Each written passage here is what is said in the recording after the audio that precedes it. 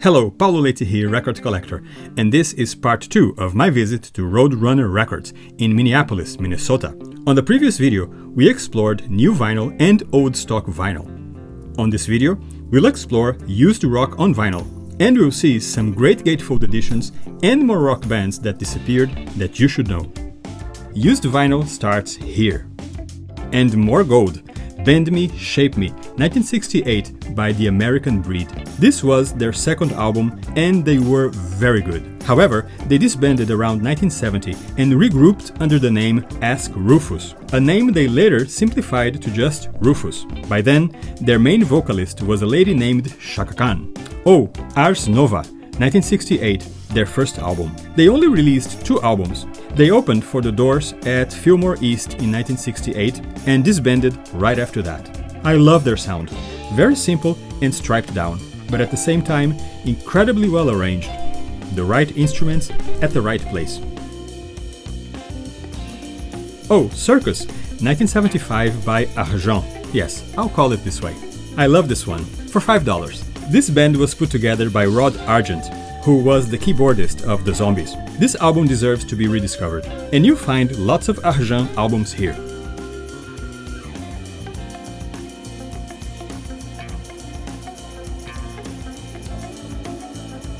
Renaissance, 1966 by The Association, their second album. Beautiful harmonies, and in my opinion, sometimes superior to the Beach Boys. And speaking of the devil, Little Deuce Coupe, 1963 by the Beach Boys. This is reported to be one of the first concept albums ever made.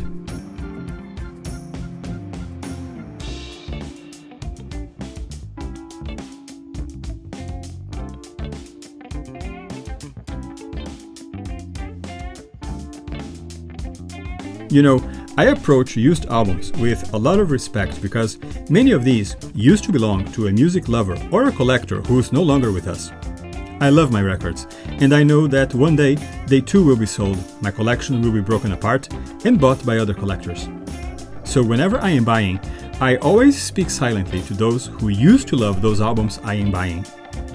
And I always tell them that their albums will be safe with me, and I will love them and care for them just like they did. When it comes to art, we don't really own anything. We are mere temporary custodians before future generations.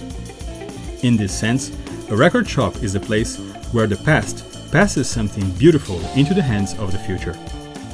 Plenty of Beatles.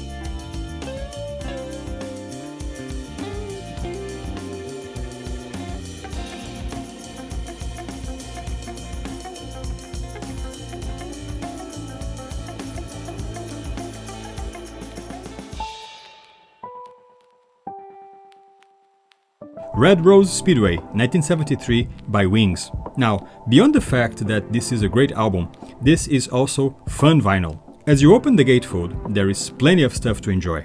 And back in the vinyl days, a big part of the enjoyment of an album was the time we used to spend interacting with it while listening. Something that today, with streaming, is completely lost. And that's why I say that collecting albums, and vinyl in particular, is lots of fun. Oh, and here's the famous Unfinished Music No. 1, Two Virgins, 1968 by John Lennon and Yoko Ono. Recorded while Cynthia Lennon was on a holiday in Greece. My uncle had this album, the brown version showing only their faces. Oh yes, it's highly unlistenable. But if you look at things, the difference between the 60s unlistenable and today's unlistenable is that if you want to release unlistenable music today, you need 40 writers.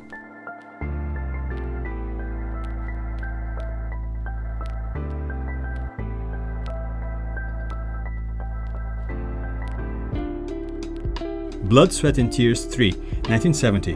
Great album. Some of these gatefolds filled their space with photos of the band. Back then, a gatefold was a great opportunity for the fans to get to know the band and their work. Of course, this was all before the internet.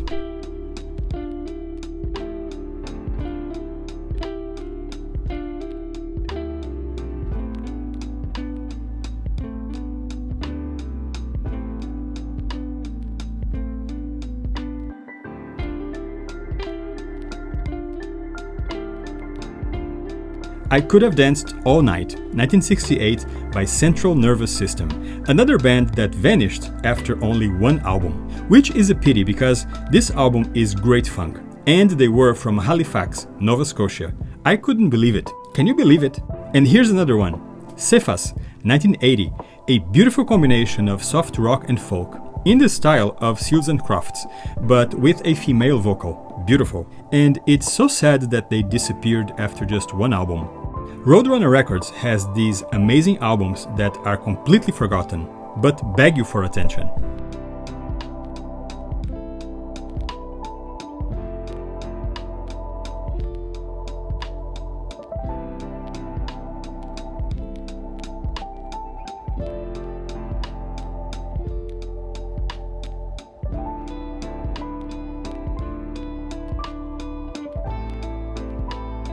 Oh, Ghost Town Parade, 1978 by Les Dudek. Les Dudek is a brilliant guitarist, singer, and composer. His album is lots of funk and rock, but Les has released several albums and I think his sound was always evolving. He was never a household name, but he is so good. There is a big cult following around him, and in my opinion, he deserves a lot of recognition. And since we're talking about funk rock, Come Taste the Band, 1975 by Deep Purple. Their sound here is very funky. Maybe that's the reason why this album wasn't very successful. And here's another gatefold with lots of images from the band. Deep Purple in Rock, 1970. This gatefold is visually less interesting, but it contains the lyrics, which was also a common feature in those days. Young people today don't know, but before the internet, there was no way for us music fans to have access to lyrics. Some albums had them printed like this, or on a separate sheet of paper kept inside with the LP, that we would circulate among our friends until it was lost. But in reality, only the big albums would incur on such added cost. The majority of albums, though, had nothing. Also, in some places, there were magazines specialized in lyrics that we would buy. Each magazine would bring some 30 lyrics of the latest hits. I know, it seems ancient, but yes, those were completely different times. Works Volume 1, 1977 by Emerson, Lake and Palmer is another great album that uses the gatefold for lyrics, and a beautiful photo of Keith Emerson.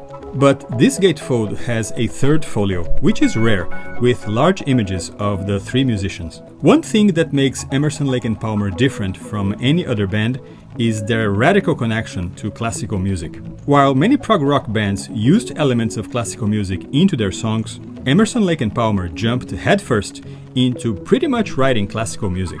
I would say they were, arguably, the most sophisticated prog rock band of them all.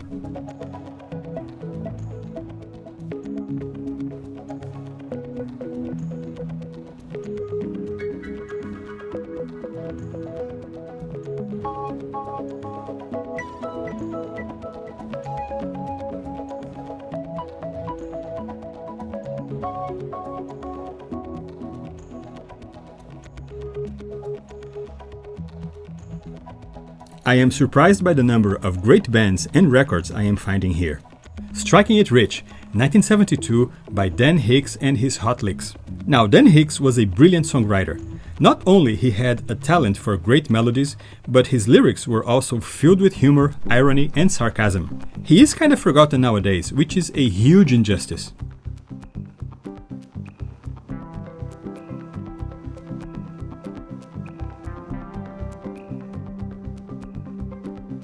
Volunteers, 1969 by Jefferson Airplane, and a very anti-war album. Also, one of the first albums to use profanity, which made it highly controversial when it was first released. And this leaves me thinking that we've gone a long way since then. This is a quadrodisc version. Yes, multi-channel on vinyl was a flawed technology. Flawed and yet fascinating. I confess, my eyes shine when I see these albums still around.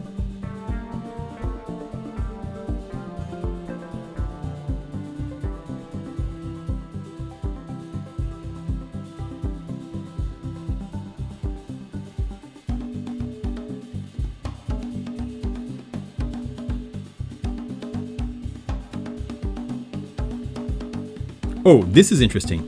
Touch the Sky, 1979 by Carole King. This is not the album. It's just a promotional sampler with only 4 tracks, which means it was never for sale. The full album contains 10 tracks.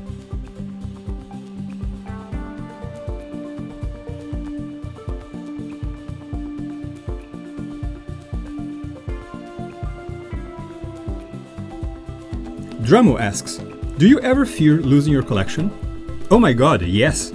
It does not matter what you collect. It may be stamps, records, or furniture. We are always afraid of losing it. Fire is probably the biggest fear, but depending on where you live and what you collect, there may be others like hurricanes, tornadoes, war, thieves, and maybe aliens.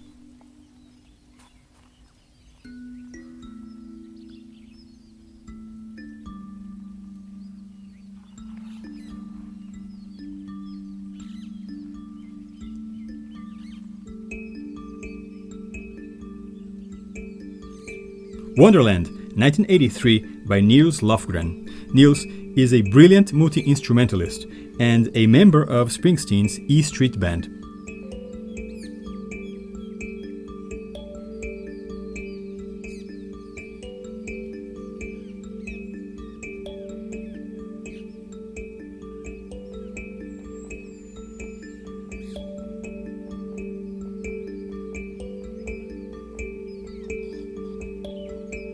Grand Hotel, 1973 by Procol Harum, a great album, and one of those gatefolds that further elaborate visually on the album's visuals. Nice use of negative space on the back cover.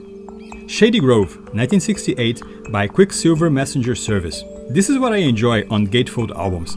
Inside, great photos of the band immersed in the album's theme. Outside, gorgeous artwork that becomes seamless once you open it. To me, several of these albums could go just like that on a wall. And by the way, this album is beautiful. Flute Song is absolutely stunning. Same thing with Edward the Mad Shirt Grinder. Beautiful. And here's another, their next album, 1970. This contains art on the inside and full imagery on the outside with some Art Nouveau framing. Incredibly tasteful.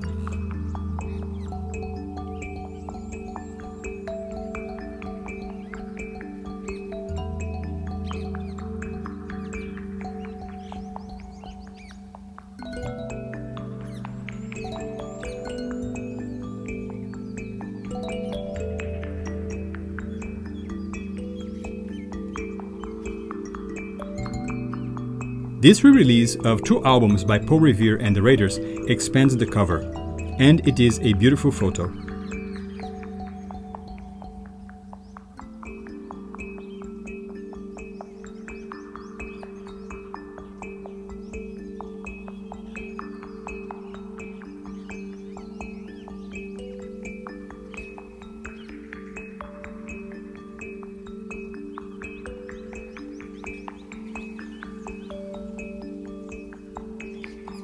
Back to the Bars, 1978 by Todd Rundgren.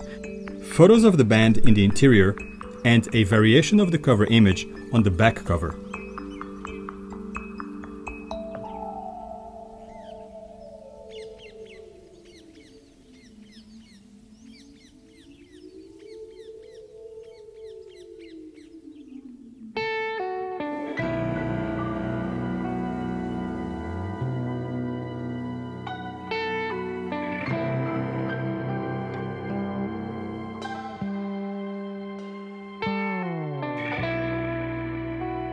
This Seals and Crofts 1974 compilation has the lyrics inside, but on the outside opens vertically. Same thing with this Rick Springfield album from 1972, his first solo album.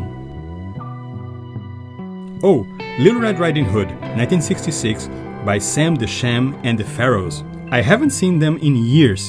They were lots of fun. They were very successful in the 60s with a string of songs that were catchy and fun. Sam's real name is Domingo Samudio. He was born in 1937 and he's still with us. Wooly Bully, sir, this video is dedicated to you.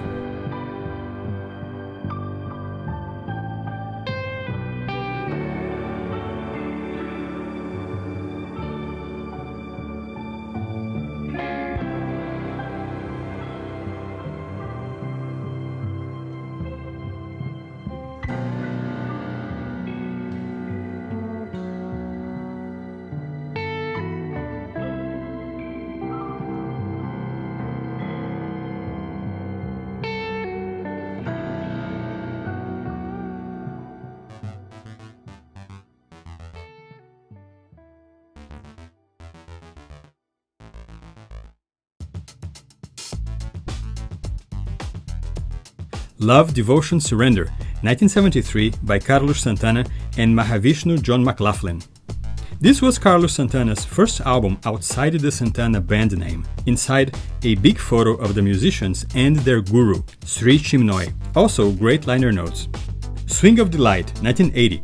This one he signs with his Sanskrit name, Devadeep Carlos Santana. Inside, a photo and a large artwork.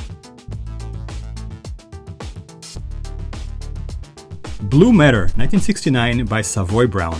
I love them, and this album in particular. Beautiful blues and rock. Train to Nowhere is an incredible song. Inside, lots of photos of the band, and outside, great artwork.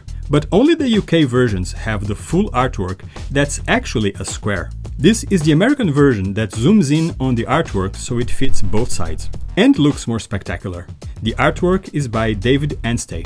Oh, and in 1972 they released Hellbound Train, and I call this gatefold a masterpiece, with a stunning comic strip inside, also by David Anstey. David Anstey designed several covers for Decca, including Days of Future Past by the Moody Blues and Moon Madness by Camel. His work was brilliant, and to me, this album is his masterpiece. Here's the full cover art. Isn't this gorgeous? Hey metal bands, don't you wish you had cover art like this? This should go right up on a wall. And I think Mr. Anstey is still with us. Mr. Anstey, this video is dedicated to you. Inside the album there is a catalog, and let me be clear, this band sounds amazing.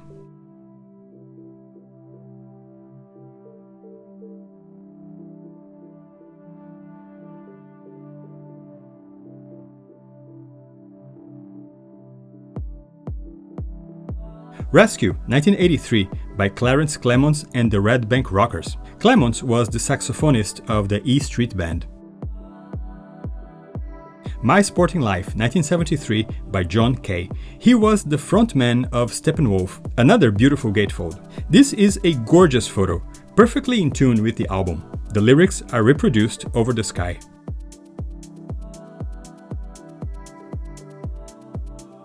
Smiler, 1974 by Rod Stewart. Great album. Inside, a big photo with the band and friends. The full artwork works great.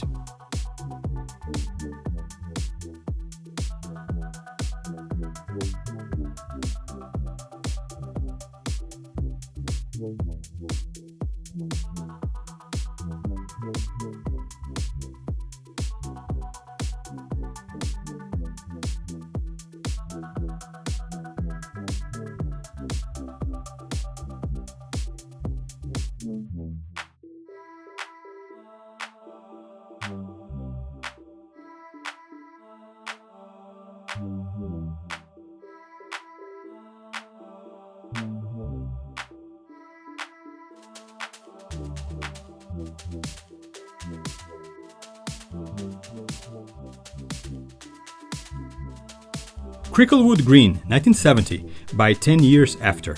Now, here's an interesting one. Inside, there is some nice artwork. Outside, the continuous photo with negative space on the left for text. I think this is a very tasteful composition.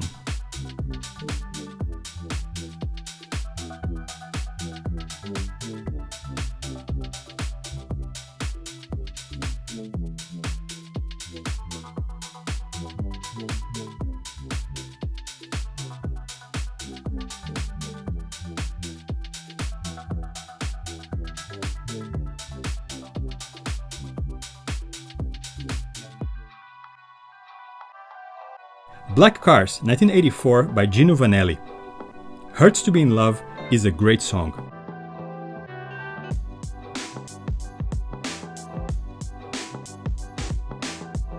Equator, 1985 by Uriah Heep, their first album for CBS. A couple of years later, in 1982, they released Abominog, their last one with keyboardist Ken Hensley. Now, Ken Hensley was a great musician. In 1972, he released Proud Words on a Dusty Shelf. And this is another nice gatefold. This album deserves to be rediscovered. Rain is a beautiful song.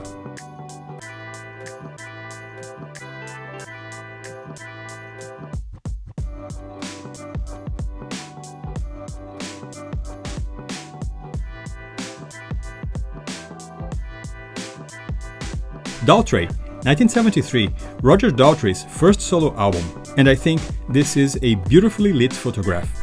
Inside, there is a gorgeous black and white photo. Outside, lots of coif.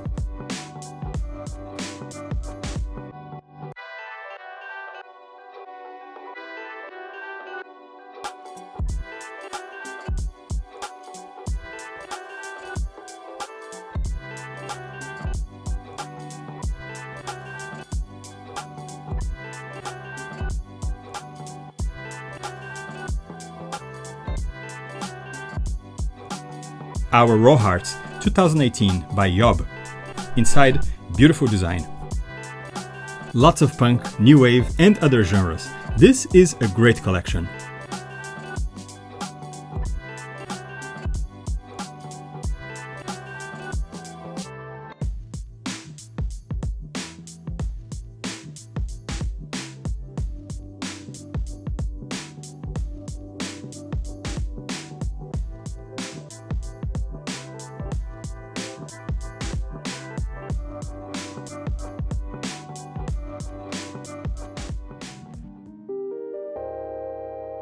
Oh, Sounds Like This, 1973 by Nectar. Great British prog rock. I haven't seen them in years. They're still going today, by the way. Fountains of Light, 1977 by Star Castle. Lots of Moog here. I love it. This is indeed an exquisite collection, and I'm having a great time. On the next video, we'll explore their collection of used soul, funk, jazz on vinyl, CDs, and more. See you there. If you enjoyed this video, please give it a like and subscribe to my channel. There's more great content coming soon. Thank you.